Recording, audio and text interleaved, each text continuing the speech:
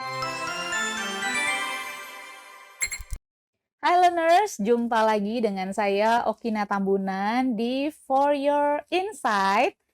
Tetap ditemani oleh Pastor Evelyn. Hai Hai Pastor. Okina, hi everybody.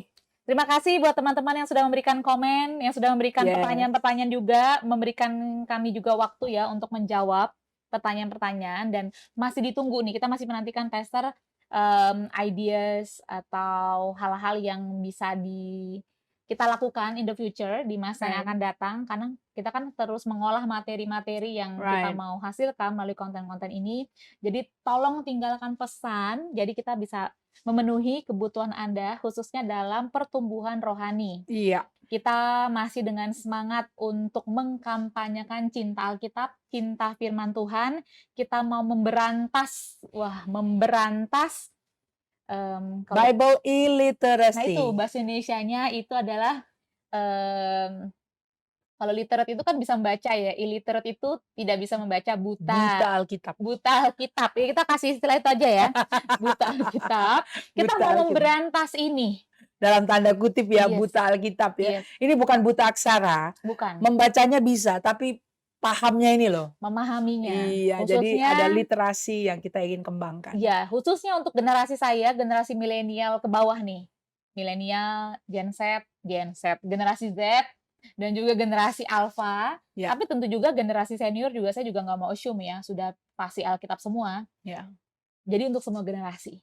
Mhm. Ya, jangan sampai ada generasi yang akhirnya mengakhiri perjuangan mereka di bumi ini tanpa mengetahui kebenaran dan tidak bisa mewariskan ke generasi berikutnya. Iya. Itu akan sangat menyedihkan sekali, dan inilah kontribusi kita untuk bangsa ini. Itulah kenapa pada saat Anda mendengarkan, belajar bersama dengan kita, jangan lupa Anda bisa reshare, kirim linknya ke keluarga, anak-anak muda yang Anda kenal, sehingga pemberitaan firman ini akhirnya bisa meluas dan memberkati banyak orang. Right, right, right. Oke, Pastor If, kita masih melanjutkan pembelajaran kita dari Matius 8. Oke. Kita saat ini sedang menyoroti Yesus tentu saja di zamannya bertemu dengan banyak orang. Mhm. Namun para penulis Injil memilih secara selektif. Yesus pun juga memilih secara selektif orang-orang di mana Yesus akhirnya engage dalam kehidupan mereka dan terjadi sesuatu. Di episode sebelumnya kita membahas mengenai Yesus menyembuhkan orang kusta dan banyak kekayaan yang kita bisa dapatkan mengenai makna rohani dari penyakit kusta. Nah, sekarang kita masuk ke Matius 8 ayat 5 sampai 13. Oke. Di sini Yesus menyembuhkan hamba seorang perwira di Kapernaum. Perwira di sini tentu saja perwira yang dipekerjakan oleh pemerintahan Romawi, Ya, berarti non-Yahudi. sudah pasti non-Yahudi. Ya, Gentiles ya. Ya, dia Gentiles. Dan kenapa gitu Yesus memilih sosok ini? Ya. Berarti kan yang perlu kita temukan itu adalah apa yang membuat Yesus tertarik dengan orang-orang yang tercatat di Ya. Injil. I think gini juga Ki, bukan hanya kenapa Yesus tertarik, tapi memang banyak orang yang mendapat lawatan Tuhan. Yes.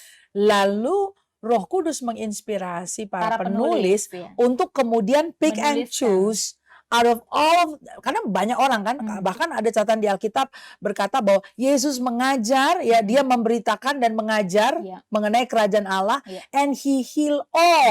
Menyembuhkan ya, orang Ya, yang he sakit, heal all their diseases kan. Jadi artinya orang-orang datang berbondong-bondong bawa orang yang mengusir sakit, setan-setan. lalu dia menyembuhkan mereka semua. Mhm. So I don't know jumlahnya berapa, puluhan kah, ratusan kah, kan begitu dalam catatan ya. Nah lalu dari semua yang mengalami itu, Roh Kudus menginspirasikan. See, this is the Holy Spirit that inspired the writing of the Bible. Dan dia bilang, oke, yang ini kisahnya si A, si B, Dituliskan. si C, that would represent all of us. Wah, betul. Kan begitu. Ya, Jadi mewakili kita, setiap situasi kehidupan yeah, kita. somehow when we read the Bible, ya kita nggak bisa bilang bahwa Alkitab ditulis untuk kita, but in a sense, when we read the Bible, we see ourselves in there gitu. Iya, iya. Kayak kita tidak terlewatkan. Kita bisa relate. Somehow kita bisa relate gitu. Iya. Ini yang betul, luar betul, biasa. betul sekali. Nah, kenapa kisah mengenai seorang perwira di Kapernaum ini dituliskan? Ini yang kita mau cari tahu ya. Oke. Oke, saya akan bacakan dulu Matius 8 ayat 5 sampai 13. Nanti juga kita bisa merujuk di Lukas pasal yang ke-7 ayat 1-10. Yesus menyembuhkan hamba seorang perwira di Kapernaum. Ketika Yesus masuk ke Kapernaum, datanglah seorang perwira mendapatkan dia dan memohon kepadanya, "Tuan, hambaku terbaring di rumah karena sakit lumpuh, dan ia sangat menderita."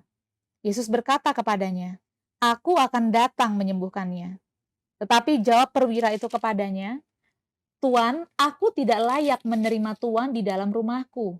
Katakan saja sepatah kata, maka hambaku itu akan sembuh. Sebab aku sendiri seorang bawahan, dan di bawahku ada pula prajurit. Jika aku berkata kepada salah seorang prajurit itu, 'Pergi,' maka ia pergi. Dan kepada seorang lagi, 'Datang,' maka ia datang. Ataupun kepada hambaku, 'Kerjakanlah ini,' maka ia mengerjakannya."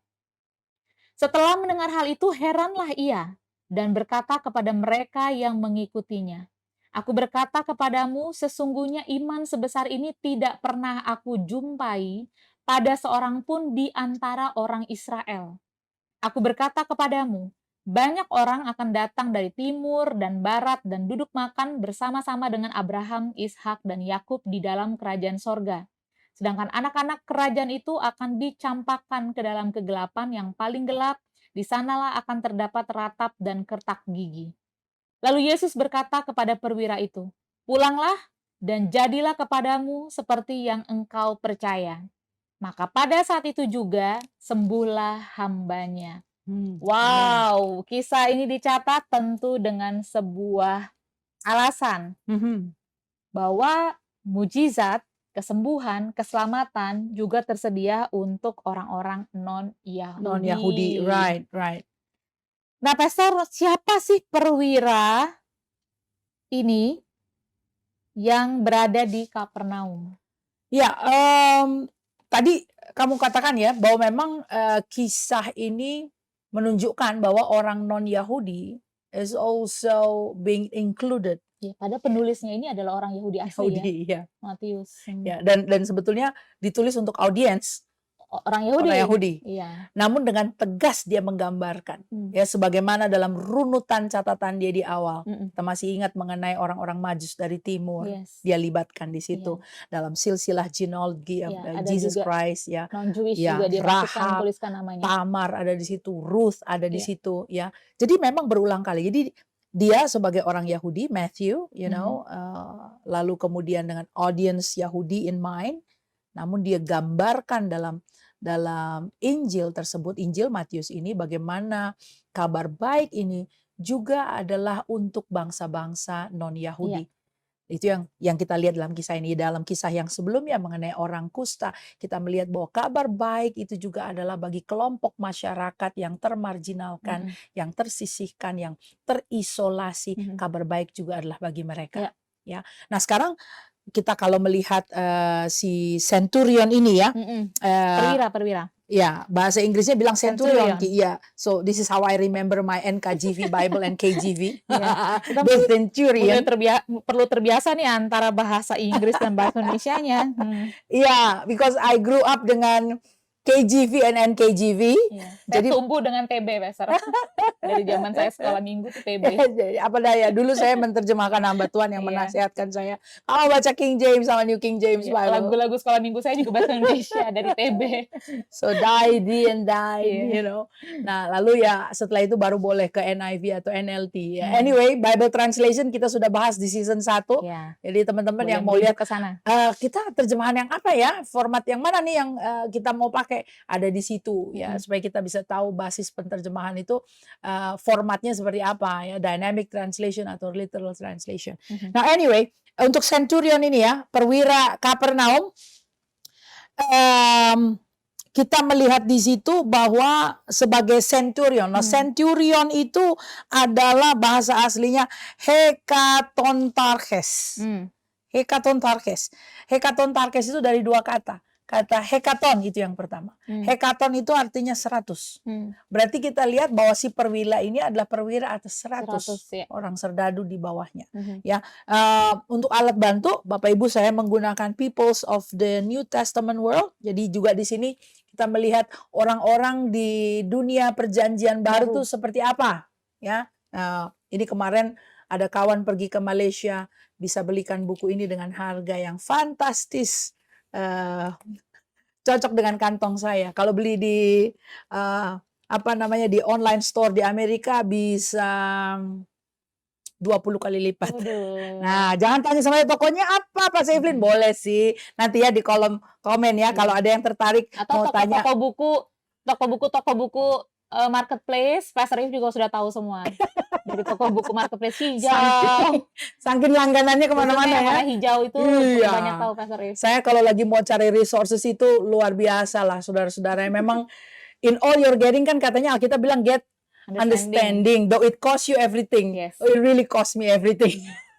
Jadi toko di ujung-ujung pulau juga sudah saya kontak. Nah, ini kebetulan ya again itu berkat Tuhan ya, ada toko di Malaysia. Nanti kalau Anda yang tertarik silahkan kontak. I'll give you the contact. Harganya sangat-sangat menyenangkan buat kantong kita. Anyway, jadi di sini ini adalah serdadu perwira atas 100 orang, hekatokrates tadi ya. Dan di dalam struktur keperwiraan in the military Roman military memang ada jenjang ya, sama lah militer Indonesia kan juga ada jenjangnya ya. Nah, jadi di sini kira-kira dia 100 ya hekatokrates itu tadi.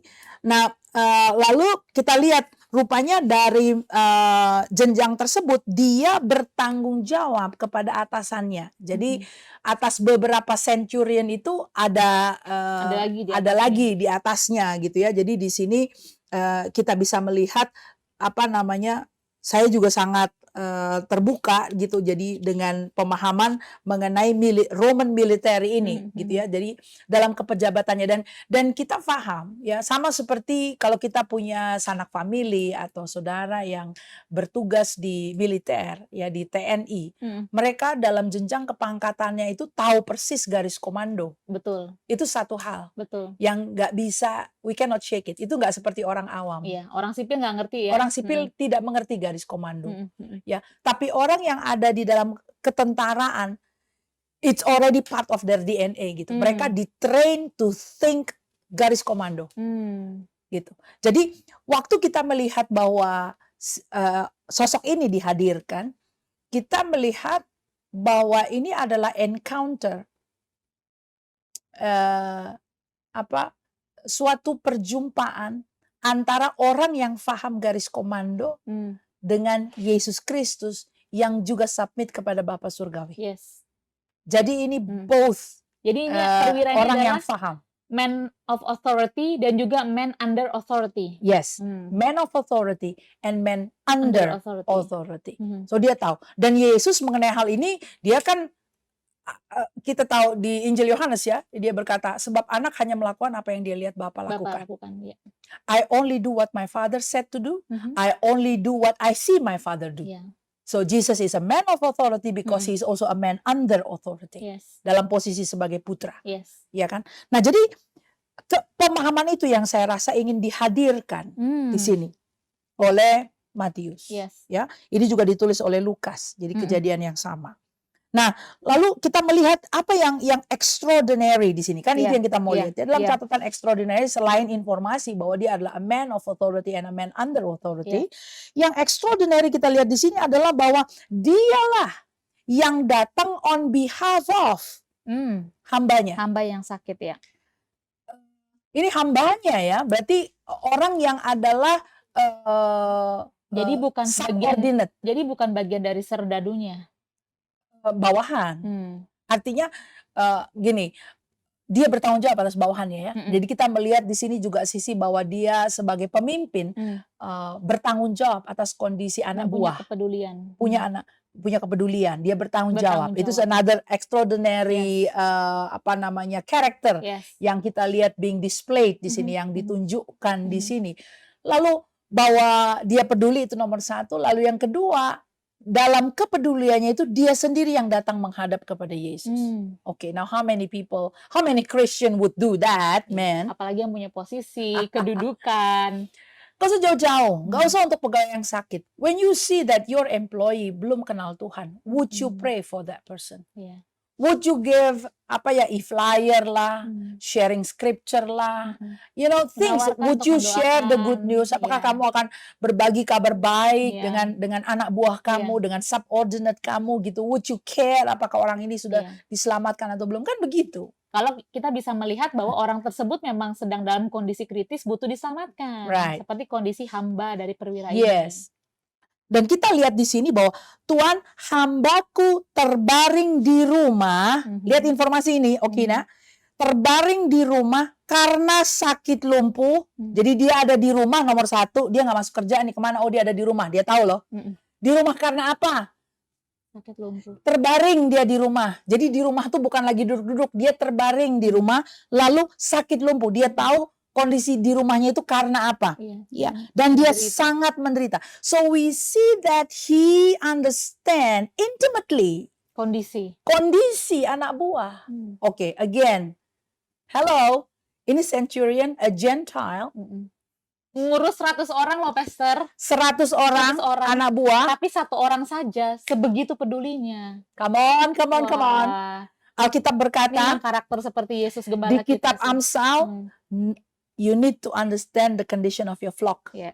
Kamu tahu tuh kondisi domba-domba gembalaan kamu itu. Iya. Terus Yesus bisa meninggalkan 99 untuk mencari yang 1. Kok jadi kan ada kemiripan, Pastor. Halo. Berapa banyak di antara kita yang punya 100 orang pegawai atau punya 100 orang jemaat? 100 orang pegawai itu posisinya udah tinggi sekali sebenarnya dalam sebuah perusahaan. Yang kemudian bisa tahu si A nggak muncul kenapa? Oh, dia lagi di rumah, Pak. Kenapa dia ada di rumah? Oh, dia terbaring, Pak. Kenapa dia terbaring? Lihat. Tanya nih, sakit, Pak. Sakitnya kayak apa? Lumpuh, Pak. Lumpuh gimana? Ya menderita banget, Pak. Itu berapa lapis tuh informasi yang orang ini know intimately. Kenapa dia know intimately? Karena pengetahuan itu menggerakkan dia untuk mencari solusi. So, ada banyak orang tahu sekedar tahu. It doesn't move you. But this knowledge of the condition daripada anak buah, daripada hambanya itu menggerakkan dia untuk mengambil jeda waktu dari pekerjaan dan kesibukannya untuk mencari solusi. Dan solusi yang dia cari itu adalah sesuatu yang kontradiksi dengan apa yang dia yakini mungkin dan apa yang dia percayai dengan keyakinannya pada saat itu. Dia datangnya menghadap kepada Yesus. So we see this picture of extraordinary action yang dilakukan oleh the centurion. Waktu kita merenungkan ya, again teman-teman sekalian, saya katakan ya di season awal, a curious reading of scripture, membaca firman Tuhan dengan teliti, dengan rasa ingin tahu, akan membuat kita bisa menyelami konteks yang dihadirkan di situ. Bagaimana seorang perwira non-Yahudi yang bertanggung jawab dengan jabatan 100 orang bawahan bisa datang secara personal. Dia nggak nyuruh ajudan, dia nggak nyuruh orang lain. Tapi dia datang kepada Yesus. Which is sebetulnya juga bagaimana cerita bisa dia datang pada Yesus dan tidak datang kepada tabib-tabib mereka. Ya, kepada dukun-dukun mereka. No, datangnya kepada Yesus. Dan memberikan informasi yang cukup detail mengenai kondisi hambanya. So, ini adalah gambaran yang luar biasa. Kita bisa bercermin di situ, saudara ya. Dan dia sangat menderita. Makanya kan gak heran Yesus ayat 7 bilang begini apa? Yesus berkata kepadanya, aku akan datang. Look at that. Dikira Yesus gak tahu ini orang kondisinya. The centurion, pertanggungan jawab dan rasa, his sense of responsibility. Yesus lihat itu semua. Responsibility-nya orang ini sebagai pemimpin yang bertanggung jawab atas kondisi anak buah. Dia datang mencari solusi buat anak buahnya. Oh, come on. Untuk kepentingan pribadi saja, it's one thing. It's one thing gitu. Ini untuk kepentingan orang lain hamba yang jauh di bawah. Jauh jabatannya di bawah dia. Iya. Itu yang dia perjuangkan. Jadi ada karakter Yesus yang dia miliki. Oh, apakah kita mau berjuang untuk seseorang yang tidak masuk hitungan? Apakah kita mau berjuang untuk orang-orang yang bekerja untuk kita? Ya, hamba. Level apa ini? Kalau dibilang hamba, right? Lalu Yesus bilang, aku akan datang menyembuhkannya. Langsung Yesus kata, aku akan datang. Untuk siapa Yesus akan datang? Untuk hambanya si perwira ini. Hmm. Artinya seperti kamu peduli sama perwira kamu, aku datang ke level itu. Ya, lihat ya, dia yang punya jabatan, dia datang kepada Yesus. Yesus bilang, iya sama, aku juga akan datang buat hambamu. So we see that, seperti kamu bilang, ada karakteristik ya, yang sama seperti juru selamat kita. Yang peduli buat orang pada lapisan yang paling bawah.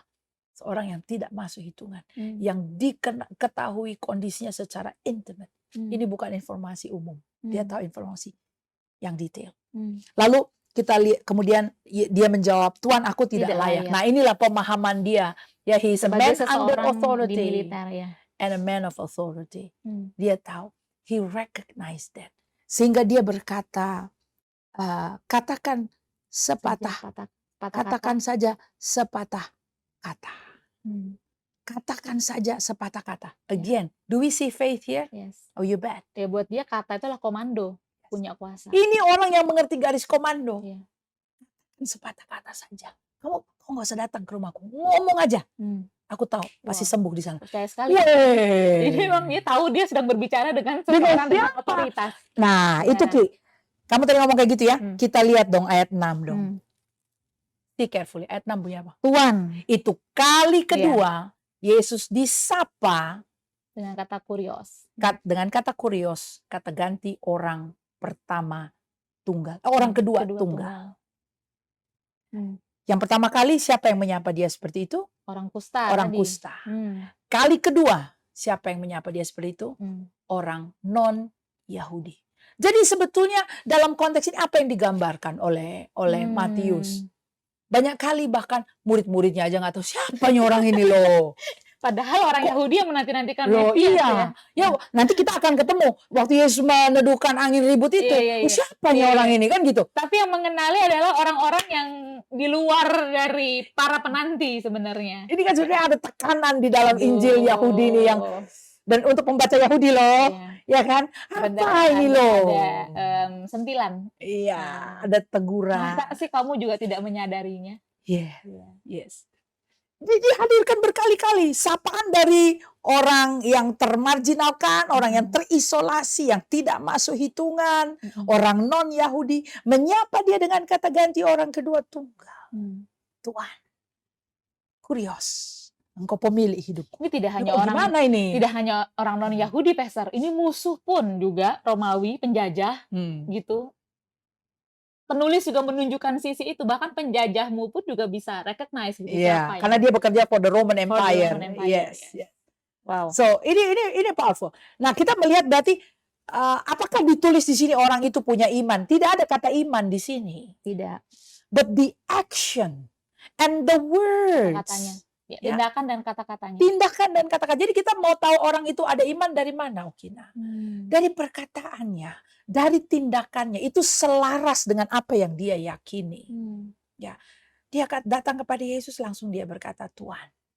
Dan satu lagi, Pastor, kasih akan sesama. Right. Yaitu adalah motivasi yang tertinggi untuk kita bisa datang kepada Tuhan. Ya, kalau penulis Injil Markus ya, di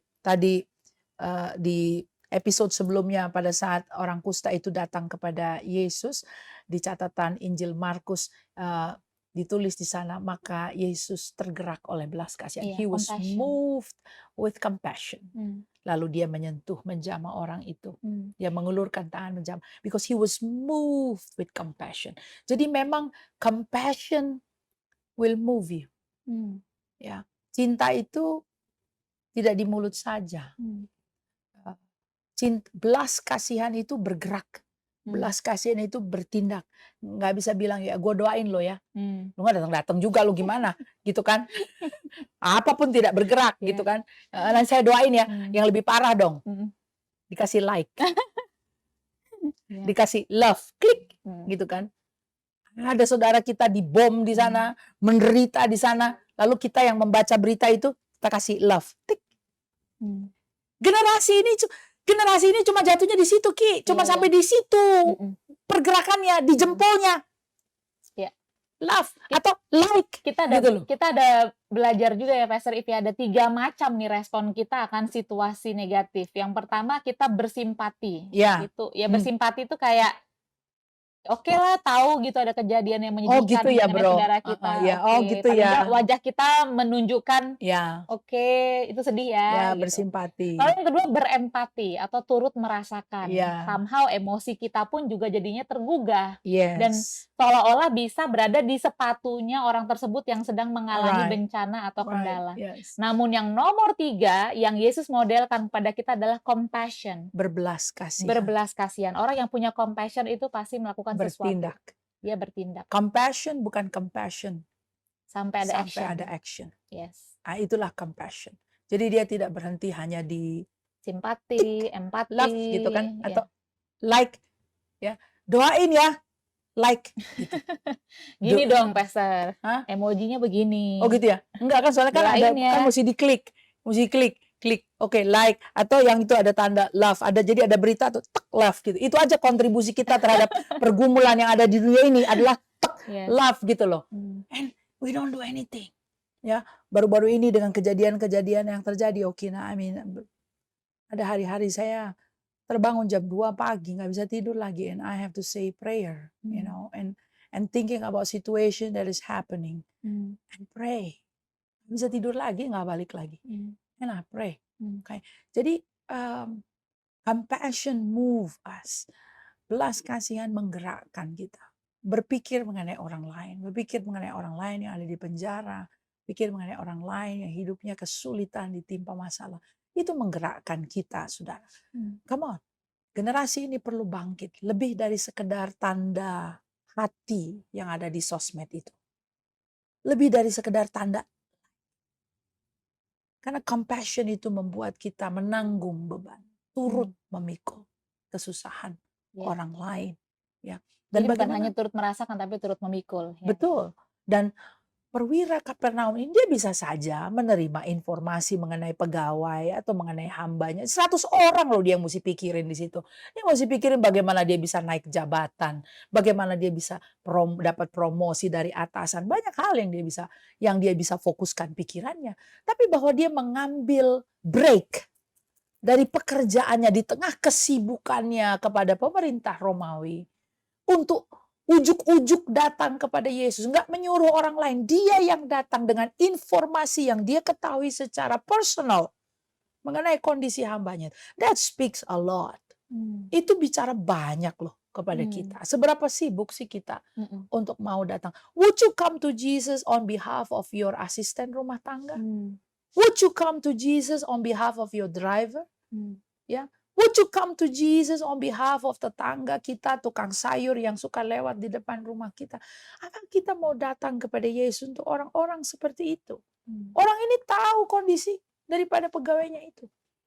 And saya yang membaca dengan teliti dan a curious reading of the Bible, sangat tergugah melihat bahwa kualitas ini digambarkan secara teliti oleh penulis Injil. Ya, ketampar juga sih, kan gitu. Kalau dulu bilang kena tohok gitu ya, ketempelak juga ya. I mean, do we have that kind of a compassion terhadap orang-orang? Ya, kadang-kadang kalau orang tidak hadir, saya bilang kemana dia, orangnya kok nggak ada gitu kan. Tapi nggak sekedar itu saja. To come on behalf, to stand in proxy, ya, untuk berdiri atas nama orang yang berbeban berat, yang sakit. Dan pengajaran-pengajaran itu ya, kalau kita bilang standing in proxy, come on. Standing in proxy itu pertama kali dilakukan oleh si perwira Kapernaum ini di Perjanjian Baru. A Gentile, coming before the Lord, standing in berdiri proxy, atas nama, berdiri atas nama hambanya yang sakit. Bukan atas nama istrinya juga, bukan atas anak-anaknya, bukan keluarga darah dagingnya, hambanya. Dia datang menghadap kepada Tuhan. Dan Yesus bisa bilang, katakan sepatah kata saja. Ya, dan pada Yesus tawarkan, aku datang ke rumahmu loh. Dia bilang nggak usah datang, ngomong satu kata saja. Makanya kemudian kita melihat komentar Yesus, Okina. Yesus mendengar hal itu heran. Jarang-jarang ditulis Yesus Yesus heran. heran dalam konotasi yang seperti ini. Ada Yesus heran-heran dengan ketidakpercayaan orang. Dan berkata kepada mereka yang mengikutinya. Ya, Jadi kan sama sebenarnya rombongan. ya keheranannya ini juga akhirnya menjadi sebuah testimoni kesaksian buat para pendengarnya. Ya, Keheranannya Yesus terdengar dari perkataannya. ya, Sesungguhnya iman sebesar ini tidak pernah aku jumpai pada seorang pun di antara orang Israel. Ini Yahudi itu minimal ada 613 hukum yang perlu dilakukan loh, Pastor. Kita nggak tahu orang Romawi ya hukum-hukumnya seperti apa, namun Right, right. ternyata perbuatan dari perwira ini tidak perlu diajar gitu. Kasih ya nggak perlu diajar ya, kasih memang akan mengajar kita Ya. untuk tahu apa yang perlu kita perbuat. Ya, Hmm. ya. Oke, Pastor If, ini akan menjadi sebuah renungan untuk kita semua. Siapa orang-orang sederhana yang ada di sekeliling Anda? Apabila Anda adalah seorang atasan, coba Anda cek kondisi dari bawahan Anda. Ya. Apakah mereka sejahtera? Apakah mereka bekerja dengan situasi hati yang sejahtera, yang damai? Atau mungkin akan ada kendala dalam kehidupan mereka sehingga mereka tidak melakukan pekerjaannya dengan baik. Right, right. Atau mungkin Anda para ibu rumah tangga yang memiliki asisten, seberapa Anda kenal secara intim orang-orang asisten-asisten yang membantu Anda dalam kehidupan sehari-hari. Atau Anda berada di jabatan apapun, coba kenali kondisi orang-orang di bawah Anda. Right, pegawai toko ya, orang yang bekerja pada kita di rumah, asisten-asisten. Are we interested to even know Yes. ya kondisi mereka seperti apa? Yes. Lalu kemudian kalau sudah tahu gitu ya, so what? Ya, apakah apa yang kita ketahui itu menggerakkan kita dengan belas kasihan to even move further, untuk kemudian melangkah lebih jauh. Apa melangkah lebih jauhnya? Kepedulian itu menggerakkan kita untuk bersyafaat bagi mereka. Yes. Ya, bersyafaat apa sih Berdiri artinya? To stand in proxy, atas nama berdiri orang-orang tersebut. atas nama orang-orang tersebut Yes. di hadapan Mesias, di hadapan Yesus Kristus, Yes. dan berperkara dengan Tuhan agar lawatan Allah Yes. terjadi dalam kehidupan mereka. Dan kesembuhan terjadi pada mereka. Amin. Seperti Yes. yang terjadi pada hamba perwira, maka pada saat itu juga sembuhlah Saat itu hambanya. juga. Right. Dimulai dari seseorang yang tunduk di bawah otoritas Tuhan dan tahu Amen. apa yang perlu dilakukan dengan orang-orang di bawahnya. Right. Wow, Pastor If, saya berdoa setelah ini kita akan mendengarkan testimoni, kesaksian-kesaksian dari Anda yang akhirnya tergugah hatinya. Siapa yang setelah Anda mendengarkan kebenaran ini, Anda jangkau, Anda tunjukkan kepedulian, Anda bawa nama-nama mereka dalam doa syafaat. Bahkan yang dalam komunitas kita bisa bawa dalam doa korporat kita maupun dalam doa keluarga Anda, dalam mesbah-mesbah keluarga. Yes. Bawa nama-nama itu, modelkan kepada anak-anak Anda, modelkan kepada generasi muda yang ada di rumah Anda, bahwa kita peduli pada orang-orang sederhana yang Tuhan percayakan untuk membantu kita dalam kehidupan keluarga, bisnis, usaha, dan lain-lain. Amen. Oke, Pastor If, thank you. Kita sambung lagi di pembelajaran berikutnya, tetap di podcast kita For Your Insight. Sampai God jumpa. bless you.